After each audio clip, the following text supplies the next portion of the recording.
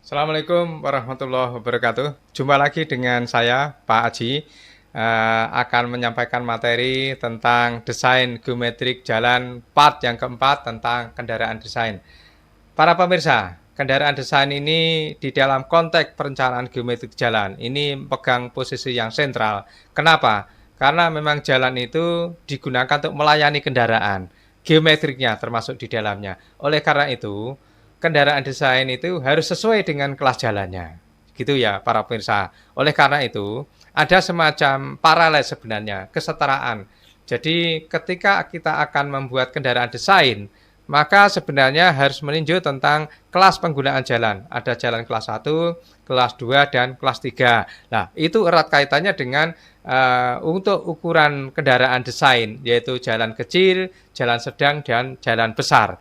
Tentu, ini menarik para pemirsa, di mana jalan kelas 1 itu untuk kendaraan besar, jalan kelas 2 itu untuk kendaraan kelas sedang, kemudian kelas 3 itu untuk kendaraan yang kecil. Tetapi secara penggunaan, kalau itu jalan kelas 1 berarti bisa dilewati oleh kendaraan besar, sedang, dan kecil. Kemudian kalau itu kelas 2 hanya bisa dilewati kendaraan sedang dan kelas kecil, kendaraan kecil. Kemudian kalau jalan kelas 3 hanya boleh untuk kendaraan yang kecil saja. Artinya kendaraan besar tidak boleh masuk di jalan kendaraan yang kelas 3 yang didesain untuk kendaraan kecil, ini berarti kendaraan besar tidak boleh masuk di situ. Namun demikian, para pengusaha, pernah Anda melihat ada karnaval, kemudian dialihkan, karnaval di jalan arteri, kemudian dialihkan ke gang-gang kecil. Ya. Ada hajatan dialihkan, kemudian ada punya gawe Pemda dialihkan. Nah ini yang merusak sebenarnya tentang hierarki jalan itu, sehingga jalan itu cepat rusak, kemudian dimensinya tidak cukup, jembatannya runtuh dan segalanya. Ini kaitannya dengan desain kendaraan yang sudah tidak sesuai sebenarnya. Oleh karena itu ke depan mestinya selain didesain juga penertiban di lapangan perlu dilakukan. Oke, Bapak Persa, pembahasan lebih lanjut tentang bagaimana tentang desain kendaraan, bermanuvernya bagaimana ya. Silahkan simak pada tayangan berikut ini.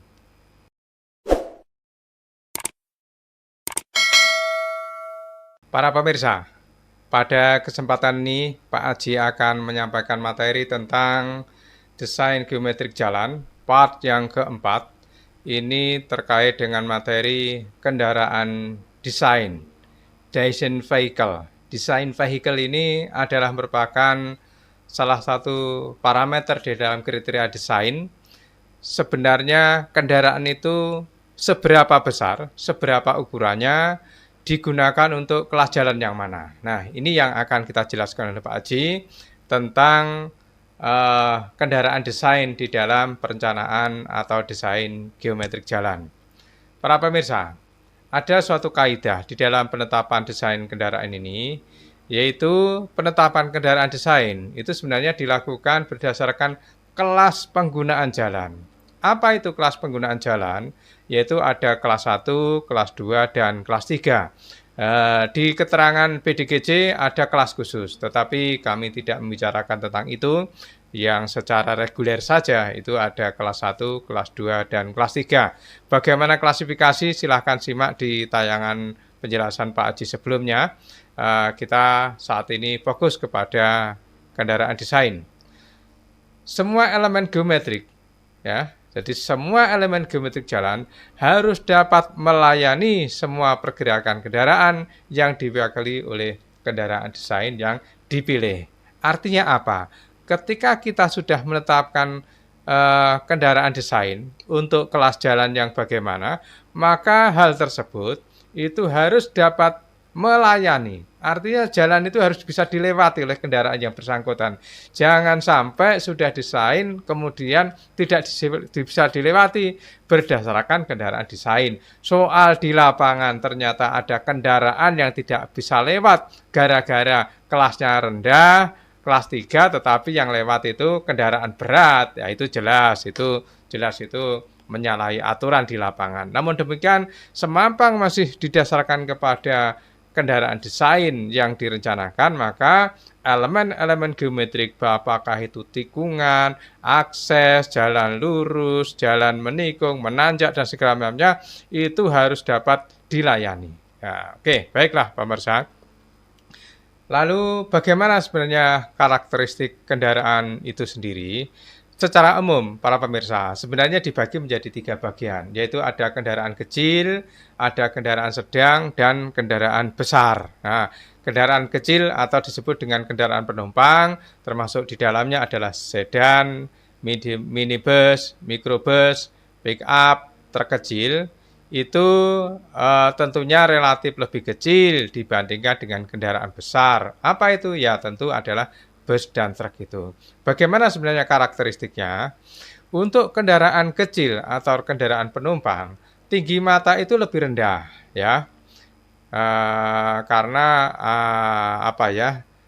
Ya memang kendaraannya kecil, ya. Terutama kalau sedan, ya, itu kan sasisnya rendah sekali, sehingga tinggi mata itu kemampuan melihat ke depan tentunya terbatas, ya.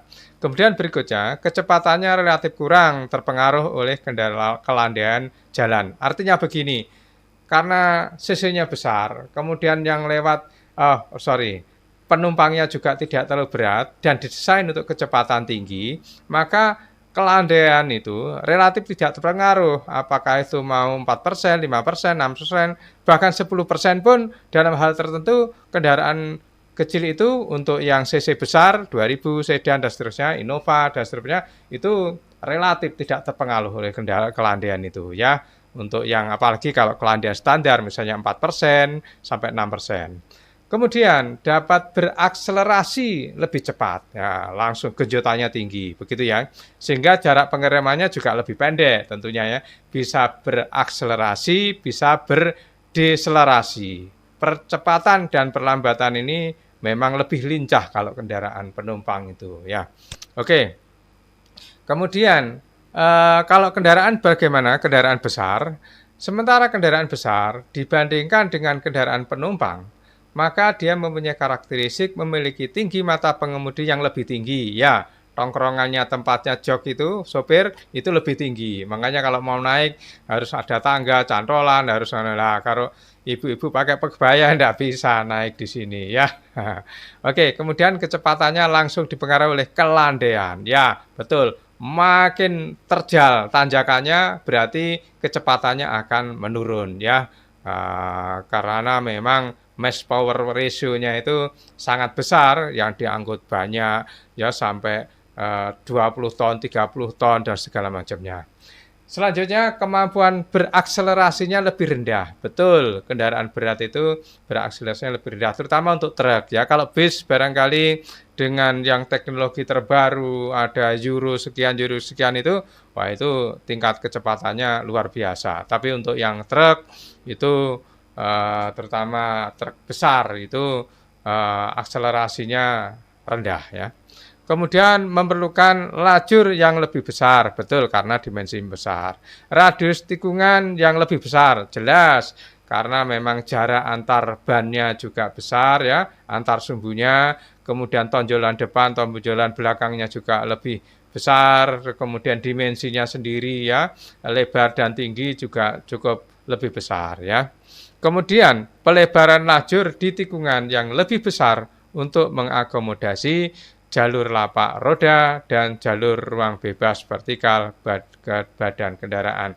Artinya apa? Dengan karakteristik yang saya sebutkan tadi, tinggi, kelandaian, berakselerasi, lajur, radius tikungan, maka sebenarnya diperlukan pelebaran lajur di tikungan yang lebih besar dibandingkan untuk keperluan kendaraan kecil ya. Oke, di dalam kendaraan desain, maka dikenal namanya kelompok kendaraan yang diizinkan beroperasi. Nah, apa itu yang dimaksud? Kendaraan desain mewakili kelompok kendaraan yang diizinkan beroperasi. Betul, jadi ada semacam keterwakilan lah begitu. Jadi kalau kita desain suatu kendaraan desain ini, itulah yang nanti akan menjadi dasar di mana geometrik jalan itu merujuk kepada karakteristik dari kendaraan desain itu ya. Oke, kemudian kendaraan desain dipilih dari jenis-jenis kendaraan yang beroperasi di jalan yang sedang desain yang memiliki dimensi atau radius putar kendaraan yang terbesar. Jadi gini, para pemirsa, ketika kita desain, maka yang kita tentukan kendaraan desain ini yang paling kritis. Apa itu yang paling kritis? Yaitu kendaraan yang radius putar kendaraannya terbesar. Ya apa itu? Ya berarti kendaraan yang mempunyai jarak antar sumbu itu lebih besar, kemudian tonjolan depan dan tonjolan belakang lebih besar, maka kemudian jarak antar roda kanan kiri juga lebih besar, itu cenderung mempunyai radius putar yang lebih besar. Belum lagi sistem kemudinya juga akan berpengaruh. Mau seberapa sistem kemudinya itu juga akan menentukan radius putar kendaraan. Ya. Kemudian hal ini tergantung dari jenis kendaraan yang beroperasi dalam kawasan yang dilayani oleh jalan yang akan didesain. Ya, tentu kawasannya seperti apa? Boleh kawasan lokal, regional, atau bahkan mungkin nasional. Tergantung, makanya kelas jalan tadi itu di tingkat mana dia beroperasi pada kawasan yang dilayani itu. Nah, para pemirsa, berdasarkan Undang-Undang Nomor 22 Tahun 2009 Pasal 19 tentang kelas jalan, jadi sebenarnya sudah diatur para pemirsa. Jadi di dalam undang-undang itu, kelas jalan untuk jalan kelas 1, maka itu diperuntukkan untuk kendaraan besar ya, termasuk kendaraan dengan klasifikasi kendaraan sedang dan kendaraan kecil. Artinya apa? Kalau jalan kelas 1 itu berarti selain kendaraan besar bisa dilintasi oleh kendaraan sedang dan kendaraan kecil. Begitu pengertiannya. Selanjutnya, untuk jalan kelas 2 harus mampu dilalui oleh kendaraan bermotor paling besar dengan klasifikasi kendaraan sedang. Jadi kelas 2 itu untuk sedang. Namun demikian tentu pengertiannya adalah kendaraan kecil juga boleh masuk atau bisa masuk ya gitu. Kemudian kalau itu jalan kelas 3 hanya dapat dilalui, saya ulangi, hanya dapat dilalui oleh paling besar oleh kendaraan dengan klasifikasi kendaraan kecil, yang artinya kendaraan besar dan kendaraan sedang tidak boleh masuk. Ini para pemirsa yang sering terjadi, kita lihat di desa-desa atau di jalur-jalur alternatif ya, ketika jalan nasional itu terjadi hambatan, ada kecelakaan, kemudian dialihkan, nah itu maka ini yang akan rusak amburadul. Termasuk kalau ada hajatan, ada hajatan di kampung atau di jalan raya memakan badan jalan, kemudian dialihkan ke jalur yang lain, kemudian ada karnaval, kemudian ada kegiatan-kegiatan pemerintah dan seterusnya, itu bisa merusak hierarki yang kita jelaskan ini tadi, bahwa jalan kelas 3 itu adalah untuk kendaraan kecil, ya toh. Nah, ketika jalan arteri ditutup untuk karnaval kemudian dialihkan ke jalan kelas 3, ini yang menurut saya biangnya kerusakan jalan di sini. Tonasenya juga sudah tidak masuk, dimensinya juga tidak masuk, sehingga kendaraan itu dipaksakan masuk ke situ dan jalan menjadi cepat rusak. Baik, para pemirsa. Jadi, kendaraan desain ini penegasan saja dari layar yang tadi sebelum saya sampaikan. Dalam keadaan normatif, kendaraan desain dapat ditetapkan berdasarkan klasifikasi kelas jalan, yaitu kelas 1 untuk kendaraan besar, kelas 2 untuk kendaraan sedang, dan kelas 3 adalah kendaraan kecil. Begitu ya penegasan dari undang-undang tadi. Oke, apa sebenarnya para pemirsa, implikasi dari kendaraan desain ini tentu punya konsekuensi. Setelah kita pilih, maka apa implikasinya? Baik, saya jelaskan dulu. Data volume lalu lintas yang di jalan, misalnya beroperasi. Kalau mau bangun jalan baru berarti jalan yang di sekitarnya situ.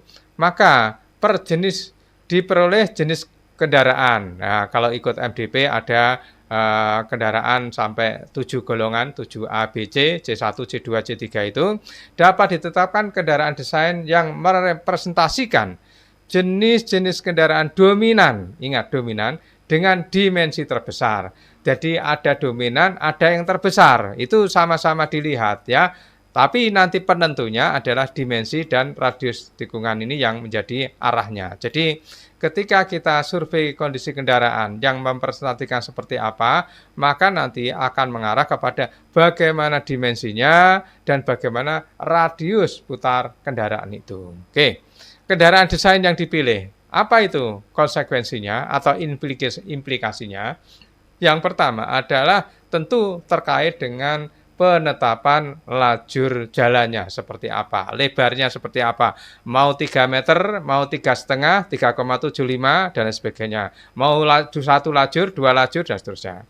Kemudian yang kedua, pemeriksaan semua elemen geometrik, artinya komponen-komponen geometriknya, lebarnya, kemudian lebar jalur lalu lintasnya, kemudian lebar bahu jalan, radius tikungan dengan segala macamnya, yang terkait ketersediaan dimensi lajur lalu lintas, yang harus mengakomodasi semua jenis kendaraan yang akan menggunakan jalan tersebut. Artinya semua. Semua itu bisa diartikan kalau sudah diambil dimensi yang terbesar, berarti kalau kita ketemu kendaraan kecil, ya sudah otomatis langsung mengalir saja, tidak ada persoalan. Oleh karena itu, dimensi terbesar kendaraan itu atau terberat itu akan menjadi ukuran untuk membuat atau menentukan dimensi kendaraan desain itu tadi. Ya, oke, baik para pemirsa. Bagaimana sebenarnya dimensi dan radius putar kendaraan itu? Tadi saya sampaikan bahwa dimensi dan radius ini erat kaitannya dengan kelas jalan. Para pemirsa, pada tabel 59 di PDGJ ini, dimensi dan radius putar kendaraan desain sesuai kelas penggunaan jalan. Oke, jadi ini adalah dimensi para pemirsa, kemudian ini lajurnya, kemudian ini adalah radiusnya pada kondisi tertentu, sudut beloknya bagaimana. Kemudian di sini header ini adalah jenis-jenis kendaraan berdasarkan dimensi yang kolom-kolom tadi, tetapi pada kelas jalan yang bagaimana? Untuk yang baris pertama ini adalah untuk jalan kelas 1, kelas 2, dan kelas 3. Berarti all in ada di sini, di tabel di sini ya.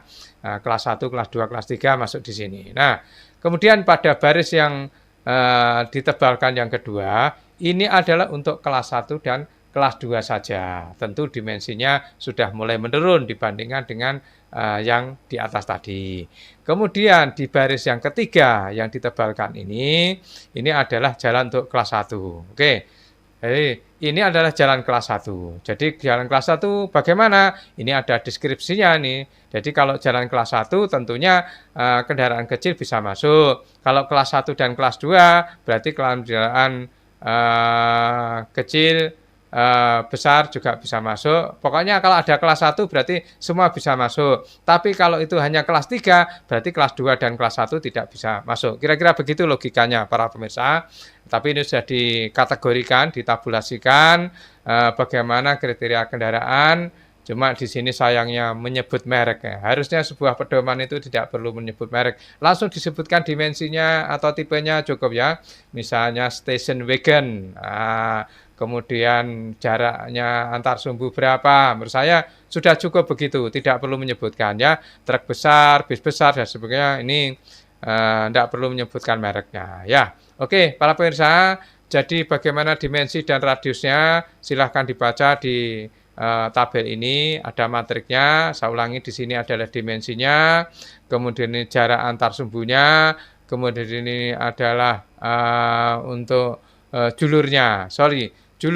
Julur itu yang menonjol. Jadi ketika ada roda depan, maka di depannya roda depan ini kan ada moncongnya. Itulah namanya julur. Juru depan dan juru belakang berarti moncong depan dan moncong belakang. Nah, kemudian ini radius putarnya maksimum berapa dan seterusnya. Kemudian ini radius untuk beloknya seperti apa. Oke, baik para pemirsa, ini adalah cara menentukan untuk melihat skema tabel metrik tentang dimensi dan radius putar ya. Nah, selanjutnya para pemirsa, gambar untuk dimensi kendaraan, lapak ban dan badan kendaraan nanti akan kita tampilkan. Jadi ada dimensi kendaraan. Dimensi itu baik itu lebar, panjang, kemudian kalau lebih detail adalah jarak antar sumbu, kemudian moncong depan, moncong belakang, dan seterusnya itu. Ada lapak ban.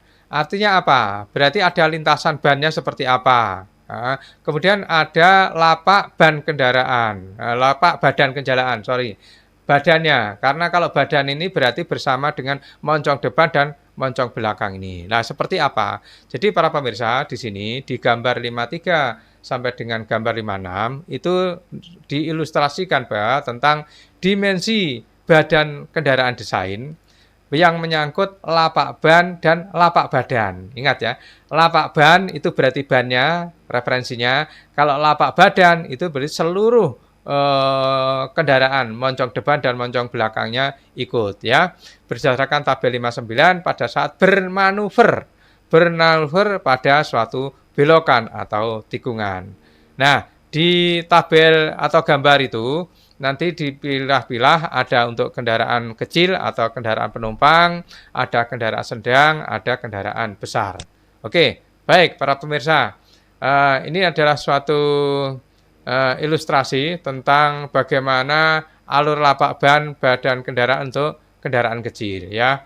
Baik, ini kendaraan kecil, bentuknya seperti ini sedan. Nah, di depan ini adalah moncong depan, ini adalah jarak antar sumbu, kemudian yang belakang ini adalah moncong belakang, atau kalau di PDGC ini disebut dengan julur, ya, tidak apa-apa, julur atau moncong, ya. Oke, baik. Nah, ini adalah suatu mekanisme ketika kendaraan kecil ini bermanuver pada suatu tikungan, tikungannya memang dibuat ekstrim ini oleh Bina Marga, ada balik. Ini mungkin bisa untuk U-turn dan sebagainya juga bisa diartikan begitu. Oke, di sini ada bermanuver seolah-olah ini adalah tikungannya. Kemudian tentunya ini ada pengaruh moncong depan, ada pengaruh moncong belakang. Nanti di dalam desain akan ada ketemu bagaimana sebenarnya lebar yang diperlukan. Ya, bisa itu kalau putar balik U-turn seperti ini, tapi kalau berupa tikungan biasa, sudut 45 derajat mengikuti ini, kemudian sudut 90 derajat mengikuti ini. Ini hanya salah satu ilustrasi saja bagaimana sebenarnya manuver kendaraan itu. Baik, dengan cara yang sama, ini untuk kendaraan kecil, tentunya ini adalah untuk kendaraan yang kecil, tapi untuk truk kecil Hino, Hino 260 JM. Harusnya tidak boleh nyebut merek, maksudnya cukup kendaraan kecil tetapi dengan yang jarak seperti apa, begitu ya. Saya tidak jelaskan, mirip dengan yang tadi, intinya ada jarak antar roda, kemudian ada moncong depan, ada moncong belakang, kemudian ini bermanuver dengan sudut 45 derajat, 90 derajat, dan ini 180 derajat. Ya.